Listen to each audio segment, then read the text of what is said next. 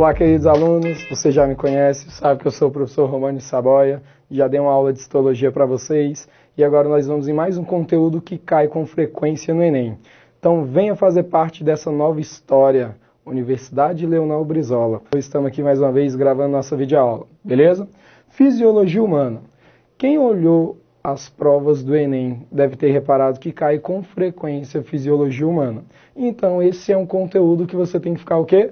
Atento. Você tem que estudar com frequência. Então você tem que estudar ecologia, fisiologia humana, citologia. São conteúdos que vêm caindo no Enem. E evolução também caiu muito no Enem de 2016. Correto? Então agora vamos lá tentar gabaritar a prova de 2017, fisiologia humana. O conteúdo que nós vamos puxar aqui hoje é o conteúdo do sistema endócrino. Aquele aluno safo já pensou, sistema endócrino. Ah, se vai falar de sistema endócrino, nós vamos falar de glândulas, certo? Então nós vamos falar de glândulas. Só que quando nós formos falar das glândulas, aquele aluno já está lembrando. Glândula, glândula, glândula. Quantos tipos de glândulas? Classificação das glândulas, 3 tipos. Glândula endócrina, glândula exócrina, glândula mista. Aí aquele aluno mala vai falar assim, ah não professor, mas glândula mista é um termo muito simples. Coloca um termo mais difícil e aí você vai falar o quê? Glândula endócrina, glândula exócrina e glândula anfícrina, ou seja, 3 tipos de glândulas. E o aluno, como já deu uma olhada no quadro, ele já olhou o quadro aqui, ele já olhou a tela, ele já ficou pensando, opa, vai falar do sistema endócrino. Se vai falar do sistema endócrino, nós vamos falar das glândulas endócrinas, certo? Glândulas endócrinas. Se você vai falar dessa glândula endócrina, você tem que lembrar que as glândulas endócrinas secretam hormônios. E aonde que ela vai secretar esses hormônios? Ele vai secretar esses hormônios na corrente sanguínea, ou seja, dentro dos vasos sanguíneos. Se ele vai liberar essa substância chamada de hormônio dentro da corrente sanguínea, você já parou, pensou, ah, então glândula endócrina libera substâncias dentro da corrente sanguínea. E a glândula exócrina vai liberar fora da corrente sanguínea. Tranquilo? E a glândula anfícrina, que aqui nós escrevemos mista, mas pode ser chamado de glândula anfícrina. A glândula anfícrina vai fazer o quê? Os dois. Liberar substâncias dentro da corrente sanguínea e liberar substâncias fora da corrente sanguínea. Todos me entenderam? Então tá lá. Primeiro dado. Hormônio. O que é um hormônio? O hormônio pode ser uma substância formada por proteínas complexas, grandes, ou seus aminoácidos, ou esteroides. Tranquilo? Então nós temos características referentes ao tipo de hormônio. E aí o cara ficou olhando ali, olhou para cá, olhou os dois lados e está tentando pensar, descobrir aí o que o professor vai falar. O que ele vai falar? Dos tipos de glândulas endócrinas. Provavelmente nós não vamos ter tempo de falar todas, mas você vai conhecer. Você tem a hipófise, você tem a tireoide, você tem a paratireoide, suprarrenal, pâncreas e gônadas. E aí o aluno olha para cá e fica, testículo, ovário, são glândulas. São glândulas. São glândulas mistas, anfícrinas. Ué, professor, glândula? Cara, seu testículo, o aluno aí está olhando agora, seu testículo vai liberar o quê? Libera 2 coisas. Uma dentro da corrente sanguínea e outra fora. O que ele vai liberar? Seu testículo vai liberar, vai produzir os espermatozoides. Libera espermatozoide dentro da corrente sanguínea? Não, nunca vi ninguém engravidar em contato com sangue. Então ele libera onde? Ele libera pelo canal da uretra para poder ocorrer fertilização, ok? O que ele libera então dentro da corrente sanguínea? Ele libera aquele hormônio que fazem os homens apresentar essa voz máscula, certo? Que vai engrossar as pregas vocais, que é o hormônio que gera o desenvolvimento de pelos, ou seja, é aquele hormônio chamado de testosterona. E as mulheres, agora aquele aluno já matou a charada, falou, as meninas, ovários, o ovário vai liberar o ovócito secundário, popularmente óvulo, e vai liberar o hormônio. Só que quando fala dos hormônios das mulheres, os alunos pensam em FSH e LH. Só que FSH e LH é liberado aqui, ó, na hipófise. E nós estamos falando dos ovários. Quando você estiver falando dos ovários, aí você vai lembrar. Se o masculino é a testosterona, feminino liberado pelo ovário será estrógeno e progesterona, ok? Então são grupos de hormônios liberados pelas essas gônadas chamadas de mistas ou anfícrinas. Depois você tem a glândula pancreática, ou seja, o pâncreas, que vai ser uma célula pancreática que vai liberar também duas substâncias. Uma chamada de insulina e a outra é chamada de glucagon. O que, professor? Glucagon. Então são dois hormônios produzidos pelo pâncreas. Ué, professor, e o que ele libera fora da corrente sanguínea?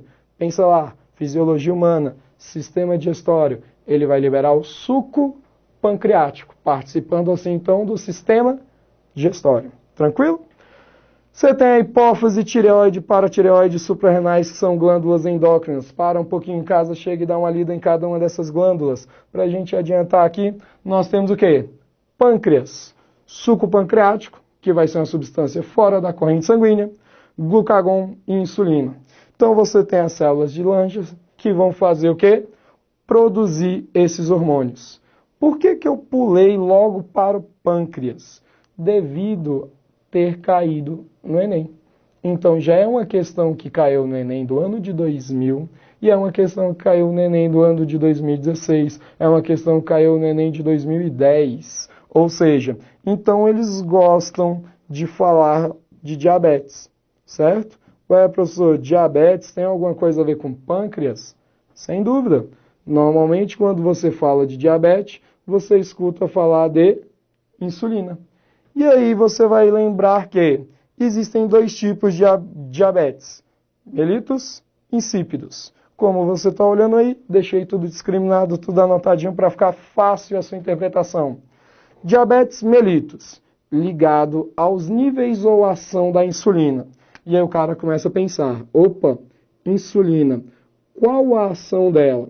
A insulina vai ser conhecido como um hormônio hipoglicêmico. O que ele vai fazer? Vai retirar aquela quantidade de glicose da corrente sanguínea e fazer as células capturarem isso. Como? Você tem os sítios receptores da célula que entram em contato com a insulina e força a captura da glicose da corrente sanguínea. Então ele vai retirar a glicose da corrente sanguínea. E o glucagon? Ele vai fazer o quê? O inverso. Quando seu corpo estiver precisando de glicose, aquilo que for armazenado em uma organela, lembra lá da organela que faz armazenamento de substância, complexo de Golgi. E aí ele vai armazenar. Quando o seu corpo precisar, o glucagon vai fazer o inverso. E aí o aluno olhou para cá, parou e contou. Diabetes mellitus tipo 1, diabetes mellitus tipo 2. Na diabetes mellitus tipo 1, seu corpo não produz insulina. E aí alguns vão falar, eu tenho alguém na minha família assim. Esse caso, professor, é aquele caso onde ele pega uma injeçãozinha e aplica no corpo a sua própria insulina? Correto. É isso que deve ocorrer. No caso da diabetes mellitus tipo 2, há uma produção de insulina, porém seus receptores estão com defeito. O que acontece? A insulina está em pouca quantidade, certo? Em alguns casos pode ser reduzidas, e o seu receptor está com defeito. Se o receptor estiver com defeito, quando a insulina estiver tentando se comunicar com a célula, devido ao modelo chave-fechadura, ela não vai conseguir. E aí a captura dessa glicose da corrente sanguínea não vai ocorrer de forma tão eficiente, ok? E aí vem outro tipo de diabetes, diabetes insípido, distúrbio na produção ou funcionamento do ADH. O que é ADH? Hormônio antidiurético. Se ele é um hormônio antidiurético, o que vai ocorrer? Ele vai estar ligado à diurese. Então ele vai participar da produção de urina. Então se o cara estiver produzindo uma grande quantidade de urina, ele pode estar ingerindo muita água e o seu corpo não está precisando utilizar esse hormônio. Caso você não esteja absorvendo uma grande quantidade de água e ainda esteja produzindo uma grande quantidade de urina, se você estiver produzindo grande quantidade de urina sem absorver grandes quantidades de água, seu hormônio antidiurético, que vai impedir a diurese, não estará funcionando corretamente. Então, ele precisa estar ativo para controlar a sua produção de urina. Todos me entenderam? E aí, puxando aqui a primeira questão antiga do ano 2000, porém é uma questão que envolve os dados abordados no conteúdo anterior. Então, tá ali, nós vamos começar. O metabolismo dos carboidratos é fundamental para o ser humano, pois a partir desses compostos orgânicos obtém-se grande parte da energia para as funções vitais. Por outro lado, desequilíbrios nesses processos podem provocar grande quantidade, hiperglicemia ou diabetes. O caminho do açúcar no organismo inicia-se com a ingestão de carboidratos, que chegando ao intestino sofre ação de enzimas, quebrando-se em moléculas menores, glicose, monossacarídeo, por exemplo, que serão absorvidas.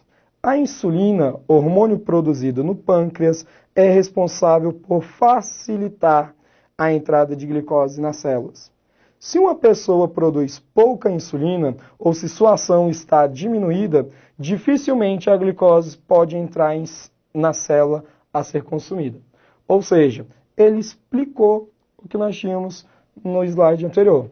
Com base nessas informações, pode-se concluir que... pensa, leia. Tá lendo? Tô vendo se você tá lendo, hein? Tô te ouvindo aqui. Então vamos lá. O papel realizado pelas enzimas pode ser diretamente substituído pelo hormônio insulina. Pensou? Vamos lá. B. A insulina produzida pelo pâncreas tem um papel enzimático sobre a molécula de açúcar. Enzima, quebra, papel enzimático. Próximo. O acúmulo de glicose no sangue é provocado pelo aumento da insulina. O acúmulo de glicose no sangue é provocado pelo aumento da insulina, levando o indivíduo a um quadro clínico de hiperglicemia. A diminuição da insulina circulante provoca um acúmulo de glicose no sangue. E letra E. O principal papel da insulina é manter o nível de glicose suficientemente alto, evitando assim um quadro clínico de diabetes. Poxa, acho que essa questão é muito fácil. Você não precisa nem da ajuda do professor. Então olha aí, para aí, pensa. Pensou? Qual que é a resposta que você marcou? Aponta o dedo aí na tela e fica segurando. Então vamos lá, presta atenção. A resposta que você marcou é letra D. Se você não marcou letra D, você errou. Então vamos ver o que você errou? Vamos começar aqui, ó, pertinho da D. O principal papel da insulina é manter o nível de glicose suficiente alto.